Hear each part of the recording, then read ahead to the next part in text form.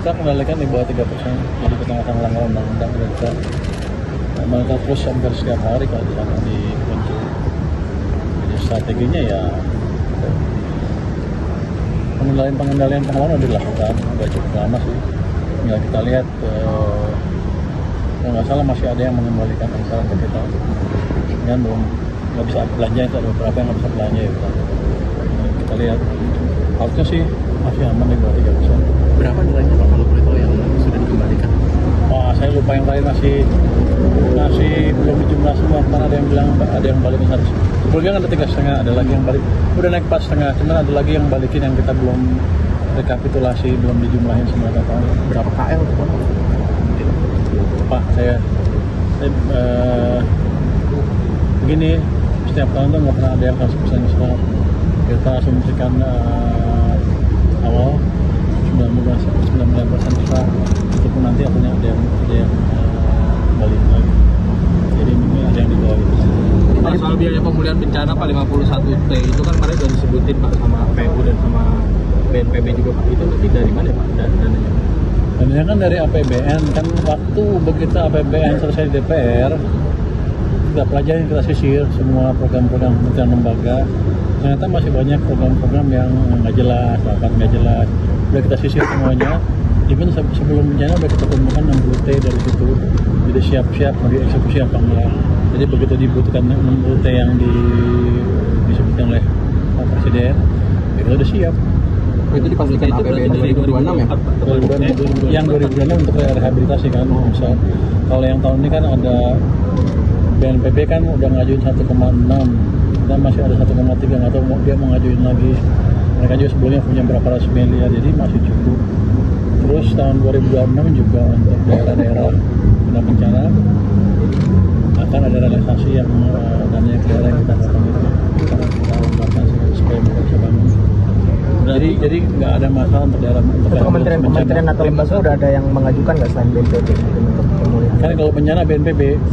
Tadi kan Pak Mentan ngomong untuk pemulihan sawah yang terdampak bencana butuh 300 sampai 400 miliar. Ini bakal dianggarkan? Saya nggak tahu lewat BNPB apa lewat sendiri, harusnya sih lewat BNPB juga karena hitungan anggarannya kan kalau bencana kan semuanya satu pintu kan. Nah, saya sih cuma juru bayar. Pak 51 berarti tahun depan kemungkinan 51T itu 60 kita siapin. 60 disiapin. Kenapa Anda potong-potong? Di 26 berarti Pak. Di 26 berarti Pak. 2026 yang tahun ini udah ada semua. Jadi karena yang besar nanti rehabilitasi kan, pas pembangunan besar-besaran itu kan sekarang kalau dibangun juga masih hujan, masih banjir, itu kira-kira. Tapi ya dananya siap. Pak, kemarin lapor soal bea cukai sama pajak ke Presiden, apa Pak yang dilaporkan Kapan? di rapat di Hambalang Pak? Oh, Apakah ini Pak yang kemarin gubuk-gubuk bea cukai Pak? nggak tahu. Apa aja yang dilaporin Pak? Kan nggak ada orang di sana dalam wartawan. Oh, dia yang bocorin. Dia yang bocorin. Oke, kalau gitu kan mau. Jadi gimana? Apa aja yang dilaporin? Nggak apa-apa Pak. Soal bea cukai. Nah, kita lapor untuk bea cukai ada kemajuan dari sisi IT dan kita laporkan juga di beberapa pelabuhan yang kita pasang scanner baru di Tanjung Priok 8 bertambah sampai 9. Di tempat lain juga akan kita penuhi. Jadi nanti kita ceritakan juga kita ada pakai sistem AI di mana kalau mereka harga nggak langsung kayak manual saya itu, langsung AI-nya yang deteksi harganya berapa, kira-kira otomatis cek dengan harga di marketplace real time. Nanti itu di daerah-daerah itu akan kita tarik ke pusat untuk yang pembanding harganya. Jadi daerah nggak bisa nentuin lagi berapa harganya seharusnya. Jadi mereka nggak bisa main, akan mengurangi permainan di situ dan setiap daerah. Nanti yang besar-besar ya, yang skala ekonomi cukup, kan kita akan pasang semua sensor itu sehingga dan itu akan bisa ditarik ke pusat, bisa kelihatan semua. Jadi kita udah semakin canggih. Saya harapkan sih Maret semua AI-nya udah jalan, semua udah sempurna, bagus lah. Nanti saya ajak ke pelabuhan nanti ke pusat monitoring di bea cukai nanti. Maret lagi Bea cukainya itu Pak yang dibukukan itu kira-kira sampai kapan Pak? Tahun depan. Ancaman ke bea cukai yang dibukukan setahun dari kemarin. setahun dari kemarin. Setahun bukan setahun dari lalu, sebenarnya lah. Kalau setahun dari November lah. Kalau mereka nggak berubah, tapi saya harapkan mereka berubah. Dan saya agak kaget juga untuk beberapa orang IT-nya cukup pintar. Jadi mereka buat yang AI kemarin di pelabuhan itu 2 minggu waktunya.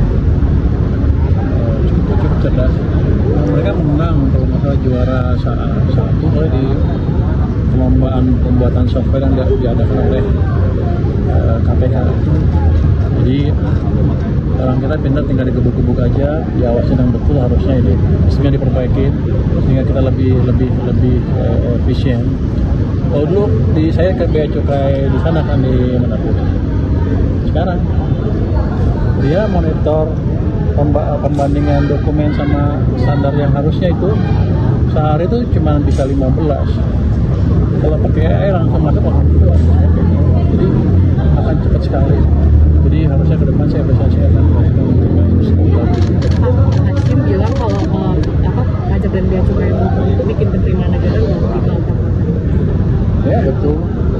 Kita nggak tahu yang jelas pasti ada yang bocor kami sama sini. Yang Pak Hasim usulkan untuk bea cukai itu otomatisasi misalnya untuk monitoring